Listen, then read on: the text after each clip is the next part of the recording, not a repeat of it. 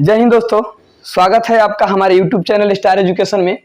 मैं राकेश कुमार आज आपको ब्रिक के आंतरिक संरचना के बारे में पढ़ाने वाले हैं। पिछले वीडियो में हम लोग ब्रिक के बारे में देखे थे, यहाँ ब्रिक के आंतरिक संरचना के बारे में देखेंगे। देखिए यहाँ पे ब्रिक के स्ट्रक्चर को रखा गया आपके सामने। अब हम लोग अलग अलग तरीका से देखते हैं इसके कि इसमें कौन कौन अलग अलग आपके पार्ट होते हैं। तो देखिएगा, ब्रिक के ऊपर एक थैलीनुमा संरचना होती है। इस संरचना को अधिब्रिक कहा जाता है।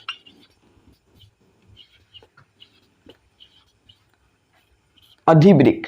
तो अधिब्रिक के बारे में अगर पूछा जाए आपसे कि अधिब्रिक क्या है, तो प्रत्येक ब्रिक के ऊपर एक थैलीनुमा संरचना होती है जिसे हम क्या कहते हैं, अधिब्रिक कहते हैं। आपके यह दोनों क्या हो गए, ब्रिक हो गए। देखिएगा, ब्रिक के आंतरिक संरचना की बात करें तो ब्रिक की आंतरिक संरचना दो भागों में बटी हुई है, जिसमें से आपके यहां ध्यान दीजिएगा, ये आपके जो ब्रिक का है इसमें दो भाग होते हैं, जिसमें से बाहरी भाग को कॉर्टेक्स, बाहरी भाग को कार्टेक्स और आंतरिक भाग को मेडुला कहते हैं। मेडुला कहा जाता है।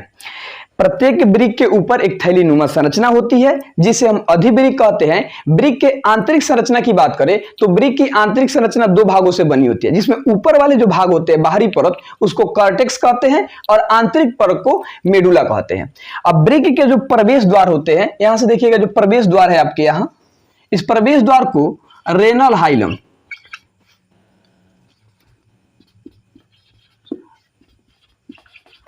रेनल हाइलम कहा जाता है।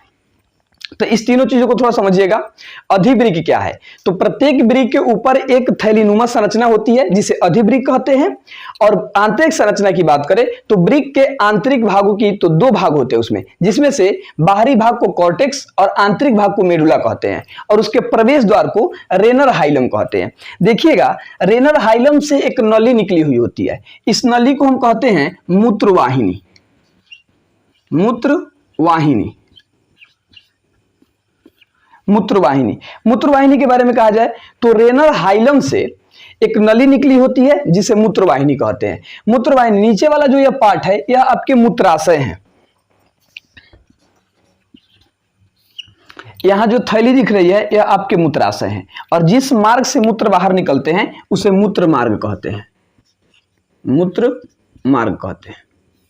चलिए ओवरऑल इसको हम समझते हैं, थोड़ा ध्यान दीजिएगा। यहाँ पे ब्रिक के जो ऊपर एक थैलीनुमा संरचना होती है जिसे अधिब्रिक कहते हैं। देखिएगा, प्रत्येक ब्रिक के ऊपर एक थैली होती है, उस थैली को क्या कहते हैं, अधिब्रिक कहते हैं। ब्रिक के आंतरिक संरचना दो भागों में बटी होती है, जिसमें से बाहरी भाग को कॉर्टेक्स और आंतरिक भाग को मेडुला कहते हैं। ब्रिक के जो प्रवेश द्वार है उसे रेनल हाइलम कहते हैं और रेनल हाइलम पे सबसे अधिक मैक्सिमम मात्रा में अमोनिया होती है और इसी रेनल हाइलम से एक नली निकली हुई होती है जिसे मूत्रवाहिनी कहते हैं।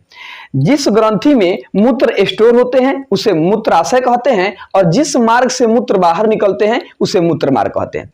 देखिएगा, इस मूत्राशय में आधा लीटर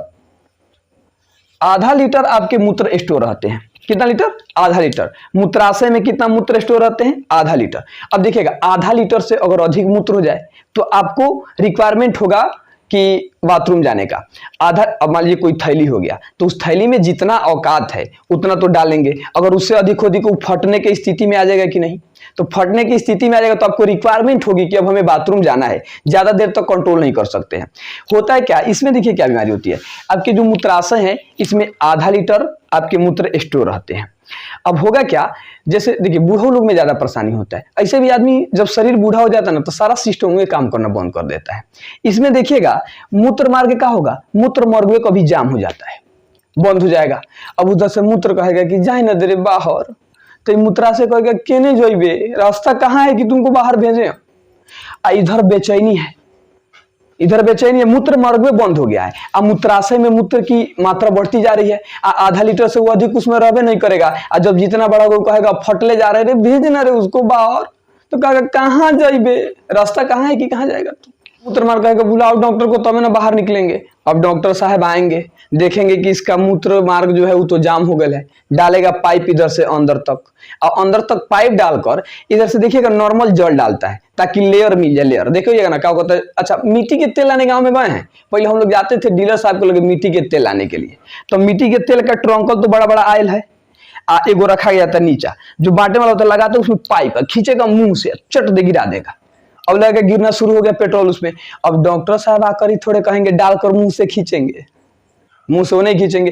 वो क्या करेंगे, पाइप डालता है सब किसमें, मूत्र मार्ग में पाइप डाला जाएगा और इधर से जल डाला जाएगा ताकि लेयर मिल जाए उसका, और मूत्र क्या हो जाए, बाहर आना शुरू हो जाए। तो इस तरह से जाकर आपके मूत्र क्या होते हैं, उसमें बाहर निकलना शुरू होते हैं। तब जाकर चाचा को लगता है कि ओए होए ई अंदर गया, ई अगर बाहर गया तो हम ऊपर जाने से बच गए, नहीं तो ये दोनों के झगड़ा में हमको क्या करता, ऊपर भेज देता। तो इस मूत्राशय में आधा लीटर मात्र मूत्र ही स्टोर होते हैं। अगर भाई इससे अधिक हो गए तो कंडीशन गड़बड़ होगा। ये भी देहात में आप सुने होंगे कि बाबू अधिक देर तक पेशाब रोकबन तार किडनियां खराब हो जाए। ये बात बिल्कुल सही है, क्योंकि उत्सर्जन मूत्र का निर्माण किडनी कर रहा है और इसमें मात्रा बढ़ेगी। अगर हम अधिक देरों तक पेशाब को रोक कर रखते हैं तो किडनी को थोड़ा प्रभावित कर सकता है। तो यह हम आप यहाँ पे वृक्क के आंतरिक संरचना के बारे में देख लिए। अब हम आगे आपको बताते हैं मुख्यतः रूप से मूत्र के बारे में कि मूत्र क्या होता है। इसका स्क्रीनशॉट लीजिए, फिर आगे हम बढ़ाते हैं आपको। आइए अब हम लोग मूत्र के बारे में देखते हैं। तो प्रतिदिन 1.5 लीटर मूत्र का निर्माण होता है हमारे शरीर में। वृक्क द्वारा प्रतिदिन कितने लीटर, 1.5 लीटर मूत्र का निर्माण होता है। देख सकते हैं यहाँ पे मूत्र में सबसे अधिक मात्रा जल की होती है। जल 95%, यूरिया 2% और लवण 2%, और उसमें अन्य पदार्थ जो होते हैं 1% होते हैं। देख लीजिएगा, जल की मात्रा सबसे अधिक होती है 95%, यूरिया की मात्रा 2%, लवण की मात्रा 2% और अन्य पदार्थ जो होते हैं उसमें 1% होते हैं। मूत्र के पीएच का मान 4.8 होता है। वह अम्लीय व्यवहार होता है। उसका व्यवहार कैसा होता है, अम्लीय, यानी मूत्र कैसे होते हैं, अम्लीय होते हैं। मूत्र में जो गंध आने का रीजन होता है वह गंध आता है अमोनिया के कारण। यानी देखिए होता क्या है, मूत्र में तो यूरिया की मात्रा होती है। अब ताजा ताजा मूत्र से गंध नहीं आएगा, लेकिन वह यूरिया 2 घंटे बाद अमोनिया में बदलेगी, तो वही अमोनिया जो है जिसके कारण मूत्र से गंध आना शुरू होता है। तो पूछ सकता है कि मूत्र में गंध आने का रीजन क्या है, तो अब क्या कहेंगे, अमोनिया। अमोनिया द्वारा मूत्र में क्या आते हैं, गंध आते हैं। इसका रंग जो होता है पीला रंग, वह होता है यूरोक्रोम पिगमेंट्स के कारण। यूरोक्रोम पिगमेंट्स के कारण मूत्र का रंग थोड़ा पीला होता है। चलिए एक इसमें देखेंगे, यूरिन एसिड पाया जाता है। इसमें हमारे मूत्र में यूरिन एसिड पाया जाएगा। यूरिन एसिड की जो सामान्य मात्रा होती है 2.4 से 7.0 mg पर डेसीलीटर। mg पर डेसीलीटर का मतलब एक छोटा मात्रा है। डेसीलीटर समझिए, यानी एक ढक्कन जो होता है, ढक्कन इतना अगर हम मूत्र ले तो उसमें 0.4 से 7.0 mg उसमें आपके यूरिन एसिड की मात्रा पाई जाती है। अब देखिएगा, यूरिन एसिड जब हमारे शरीर में बढ़ जाएगा, यूरिन एसिड बढ़ने से क्या होता है, और यूरिन एसिड शरीर में बढ़ता कब है, जब हमारे वृक्क फिल्ट्रेशन के काम सही ढंग से नहीं कर पाते हैं, तो उसमें हमारे शरीर में यूरिन की मात्रा बढ़ जाती है। और यूरिन एसिड बढ़ता कहाँ है, ब्लड में बढ़ता है। और जब ये बढ़ेगा तो देखिए आप में लक्षण क्या दिखेगा, लक्षण क्या दिखेगा कि जहां ज्वाइंट होंगे ना, जोड़ की दर्द होना शुरू हो जाएगी, आपके शरीर में दर्द होगा, चुभन टाइप का दर्द होना शुरू होगा। हम बताइए कि जो ज्यादा बूढ़ा हो जाते हैं उनमें होता है। और देखिए यह रक्त में यूरिन एसिड की मात्रा रक्त में जब बढ़ जाती है, तो रक्त में बढ़ने के बाद जहां हड्डियों की ज्वाइंट होती है, जैसे मान लीजिए ये आपका कुल्ला हो गया, ये पैर का कुल्ला हो गया, यहाँ पे क्यून हो गई, यहाँ पे जो ज्वाइंट है, इस ज्वाइंट में जो रक्त है उसी ज्वाइंट पे यूरिन एसिड की मात्रा रक्त में बढ़ जाएगी, तो हो जाएगा क्या, गठिया। अभी गठिया देखिएगा, देखिए जवान लोगों को नहीं पकड़ता है, ज्यादा प्रभावित करेगा बूढ़े लोगों को। अब गठिया पकड़ेगा, वो चलने नहीं जा रहा है, बैठेंगे आराम से कुर्सी पर इस तरह 4 घंटा तो बैठने में लगेगा, अब फिर उठेंगे 4 घंटा उठने में लगेगा। बाबू कहेंगे पापा जी चलिए ना दिखा दे आपको डॉक्टर के पास।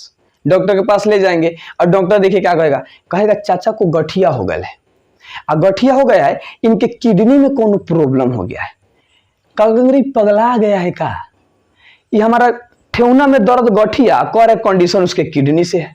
अब भाई इस ठेहुना के दर्द से किडनी का क्या कनेक्शन है, तो कनेक्शन यही है कि यूरिक एसिड की मात्रा जब हमारे रक्त में बढ़ जाती है तो होता क्या है, गठिया होती है। तो अगर आपसे क्वेश्चन कहा जाए कि गठिया रोग कब होती है, किसके कारण से, तो यूरिन एसिड की मात्रा जब बढ़ जाती है ब्लड में, तो वहां पे आपके गठिया रोग होता है। इसके लक्षण क्या हो गए, जोड़ों की दर्द। इसके उपाय, सबसे इसका घरेलू उपाय यह है, देखिएगा आप इसके पानी ले सकते हैं, पानी का अधिक मात्रा में, लेकिन अगर देखेंगे अगर ऐसा लक्षण आपको दिख रहा है जैसे जोड़ में दर्द, तो समझिए कि आपके मूत्र में यूरिन एसिड की मात्रा बढ़ रही है, तो पानी लीजिए। इसका सबसे बढ़िया उपाय है घरेलू बेकिंग सोडा, यानी 1 गिलास पानी में बेकिंग सोडा 1 चम्मच डालिए और घुलाकर उसको पी जाइए, इसकी मात्रा क्या हो जाएगी, नियंत्रण होना शुरू हो जाएगी। आगे देखते हैं क्रिएटिनिन की मात्रा। तो क्रिएटिनिन की सामान्य मात्रा 1.5 mg पर डेसीलीटर होता है। वहीं एक ढक्कन मूत्र में 1.5 मिलीग्राम उसमें क्रिएटिनिन की मात्रा होती है। पुरुष में यह थोड़ा अधिक होता है, पुरुष में इसकी मात्रा 0.7 से 1.3 के बीच होती है और महिलाओं में 0.6 से 1.1 के बीच होती है। देखेंगे अगर क्रिएटिनिन की मात्रा जब हमारे शरीर में बढ़ती है तो इसका लक्षण क्या है।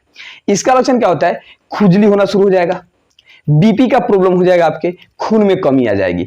तो अगर आपको ऐसा संकेत मिल रहा है, खून में कमी आना, ब्लड प्रेशर की समस्या, तो आप समझिए कि हमारे मूत्र में क्रिएटिनिन की मात्रा क्या हो गई है, बढ़ गई है। तो उस समय हम अधिक मात्रा में क्या कर सकते हैं, पानी पीएंगे, पानी लेंगे और इसका घरेलू उपाय है हर्बल टी पीना शुरू कर देंगे। अगर हर्बल टी हम लोग लेते हैं तो हमारे मूत्र में क्रिएटिनिन की मात्रा नियंत्रित रहेगी।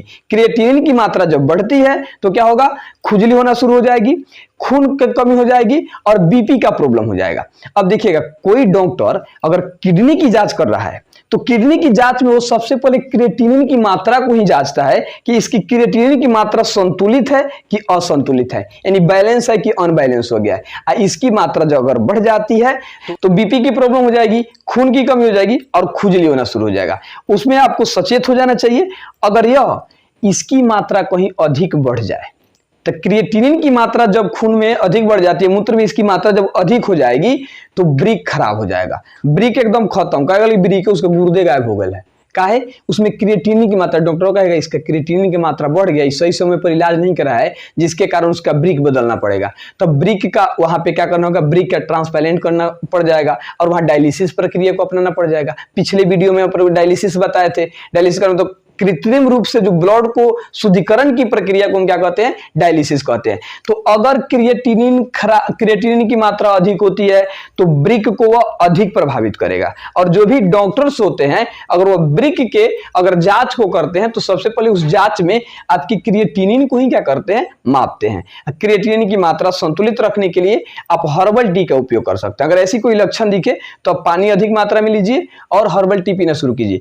मूत्र के रंग से कई बीमारियों का पता लगा सकते हैं। जैसे मान लीजिए मूत्र में अगर आपके मूत्र पीला ज्यादा हो रहा है, पीलापन उसमें अधिक है, तो आप समझिए कि आपके शरीर में पानी की कमी है। पानी अधिक मात्रा में लेना कीजिए, उसके रंग में क्या हो जाएंगे, गिराव हो जाएंगे और वो सही संतुलन में रहेगा, क्योंकि सबसे अधिक मूत्र में पानी की ही मात्रा पाई जाती है। पानी की मात्रा ओवरऑल 95% होती है, 95% पानी की ही मात्रा होती है मूत्र में। तो यहां हम लोग पूरे उत्सर्जन में ब्रिक को देख लिए, ब्रिक के आंतरिक संरचना को देख लिए और मूत्र के इस कंडीशन को देख लिए कि मूत्र कैसे होता है। तो यह वीडियो आपका समाप्त हुआ, फिर हम मिलते हैं नेक्स्ट वीडियो में।